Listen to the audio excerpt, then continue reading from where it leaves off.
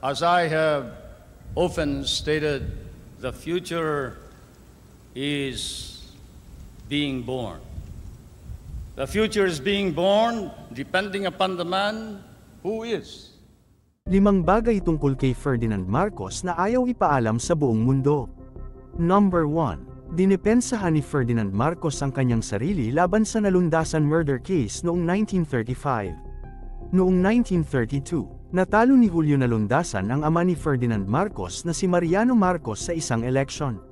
Nagpatuloy ang kanilang pagiging magkaaway hanggang sa eleksyon ng Office of Representatives para sa 2nd District ng Ilocos Norte taong 1935. At sa pangalawang beses ay natalo ni Julio Nalundasan si Mariano Marcos. Noong September 19, 1935, marami sa mga supporters ni Julio Nalundasan ang nagparada upang ipagdiwang ang pagkapanalo ng kanilang iniidolo. Kasabay ng kanilang pagdiwang, nagbitbit ang mga tagahanga ni Nalundasan ng isang kabaong na may nakasulat na Mariano Marcos, bilang simbolo ng kanyang pagkatalo. Panandaliang tumigil sa harap ng bahay ng mga Marcos ang mga supporters ni Nalundasan upang ipakita ang dala-dala nilang kabang upang ipahiya sila. Dahil sa nangyaring ito, nagsabuatan daw di umano ang mga kampo ni Marcos laban kay Nalundasan. Si Ferdinand Marcos naman ang napiling triggerman dahil sa talento nitong sharpshooting, at kung mahuhuli man at mahatulan ay ipapadala si Ferdinand sa Lolomboy Reformatory School, dahil sa kanyang edad na 18 taon lamang sa araw ng krimen. Habang ang kanyang ama na si Mariano Marcos ay nasa Lawag, Ilocos Norte, na malayo sa pinangyarihan ng krimen. Ayon naman sa star witness na si Caixto Aguinaldo, ang taong nagsilbing lookout sa gabi ng krimen, na alas 9 ng gabi, lumakad daw papunta sa bakuran ni Nalundasa si Ferdinand Marcos na may dalang automatic pistol. Kasama si Quirino Lizardo na may dalang revolver. Pumweso umano sila sa madilim na lugar, kung saan hindi sila nakikita. Nang magkaroon sila ng pagkakataon, binaril nila si Nalundasan mula sa bintana, at tinamaan ito sa kanang bahagi kung saan napuruhan ang isang vital organ nito na naging sanhi ng agarang pagkamatay ni Nalundasan.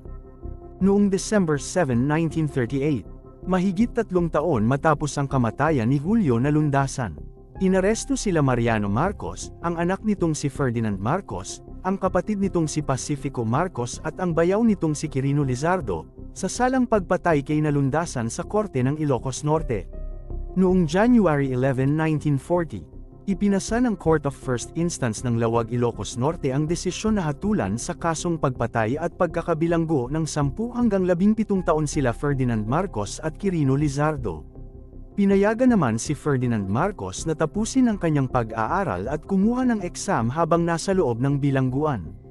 Noong lumabas naman ang resulta ng 1939 bar examinations ay naipasa ito ni Ferdinand Marcos at nagtala ng pinakamataas na score na 98.01%, ngunit maraming apela mula sa iba't ibang sektor na nagtulak sa Korte Suprema na ibaba ang kanyang score sa 92.35%. Kaya naman ang San Beda graduate at dating Associate Justice ng Korte Suprema na si Florence Regalado ang siyang nananatiling may hawak ng record na may pinakamataas na score sa bar exam na may 96.7% na kanyang nakamit noong 1954. Dahil sa bagong degree at estado ni Ferdinand Marcos bilang abogado, nag-file siya ng appeal sa Korte Suprema. Sinulat niya mismo ang 830 pages appeal at inilaban ang sarili niyang kaso noong October 12, 1940 sa edad lamang na 24 years old, at makalipas ang 2 linggo ay pinawalang sala din ni Jose P. Laurel ang hatol laban kay Ferdinand Marcos. Number 2, bumili ng isla sa halagang piso. Binili ni Ferdinand Marcos ang Kalayaan Island sa Spratly sa halagang piso.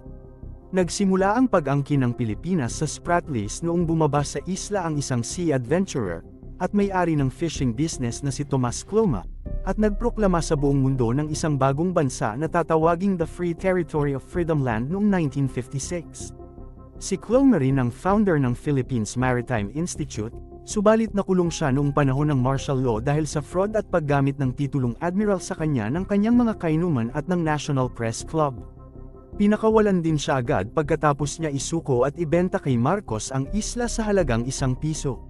Pagkatapos nabili ang isla ay opisyal niyang binago ang pangalan sa Pag-asa Island at ginawa itong kuta. Number 3, siya ang naglunsad ng kauna-unahang rocket na gawa sa Pilipinas. Si Ferdinand Marcos ang kaisa-isang pangulo sa Pilipinas na naglunsad ng project upang makagawa ng rocket na ang layunin ay protektahan ang Pilipinas laban sa mga nagbabanta sa seguridad ng ating bansa. Ang plano ni Ferdinand Marcos ay ang mag-mass produce at magbenta din at mag-export ng rocket sa ibang bansa. Ang proyekto na ito ay tinawag na Project Santa Barbara. May isang missile na tinawag na Bongbong 1. Ito ay ipinangalan ni Ferdinand Marcos sa kanyang anak na lalaki na si Bongbong Marcos. Simula ng December 1972, nakapag-conduct sila ng mahigit 37 missile test at noong September 1975 ay 4 sa mga Bongbong missile ang matagumpay nilang nailunsad. Nang tanungin si Marcos kung bakit siya naglunsad ng ganitong proyekto, ang kanyang sagot ay, hindi dapat tayo umasa lamang sa mga kakampi nating bansa at dapat tayo mag-assume na kahit mismong United States ay hindi handa para tayo ay tulungan kapag merong digmaan. Matapos naman ang termino ni Ferdinand Marcos ay, ipinatigil ito ni Cory Aquino, dahil sa mga kritiko na nagsasabing kanselahin ang proyekto dahil naglalayo nitong gumawa ng sandatang nuclear. Number 4, nagpalit ng relihiyon. Binago ni Ferdinand Marcos ang kanyang relihiyon upang mapakasalan ang kanyang minamahal na asawa na si Imelda Romualdez sa simbahang Katoliko. Una pa lang na makita sa Imelda ay, na love at first sight na ito noong 1954. 11 araw lamang niligawan ni Ferdinand si Imelda at matapos halos 2 linggo na ligawan, ay humantong na ito sa isang civil ceremony sa Baguio City. At sinundan naman ito ng church wedding sa San Miguel Pro Cathedral sa Manila kung saan, si President Ramon Magsaysay ang naging principal sponsor nila. Number 5, pinakamaraming naipatayo na infrastruktura. Si Ferdinand Marcos ang pangulong, may pinakamaraming pinatayo na paaralan, hospital at kalsada na hanggang ngayon ay napapakinabangan at nagagamit pa. LRT-1 na pinakauna sa Southeast Asia, Heart Center of the Philippines, Kidney Center, Nayong Pilipino, Bataan Nuclear Power Plant na natapos noong 1983, Coconut Palace, PICC or Philippine International Convention Center, Philippine Lung Center, Film Center, Golden Mosque para sa mga Muslim. Folks Art Theater, SLEX at NLEX na pinakauna ulit sa Southeast Asia, San Juanico Bridge na pinakamahabang tulay sa Pilipinas, Leyte Geothermal Power Plant na natapos noong 1977, Makiling Banahaw Geothermal Power Plant na natapos noong 1979, Tiwi Geothermal Power Plant na natapos noong 1980, Angat Hydroelectric Power Plant na natapos noong 1967, Kalayaan Hydroelectric Power Plant na natapos noong 1982, Magat Hydroelectric Power Plant na natapos noong 1984 at si Ferdinand Marcos din ang nagpatupad ng 13th month pay na ating inaabangan at ang panghuli ay ang slogan ni Ferdinand Marcos taong 1970s na. Ang ikauunlad ng bayan, disiplina ang kailangan. Isa ka ba sa tagahanga ni Ferdinand Marcos? Mag-comment lang sa ibaba at huwag kalimutan mag-like and subscribe. Maraming salamat sa panunood.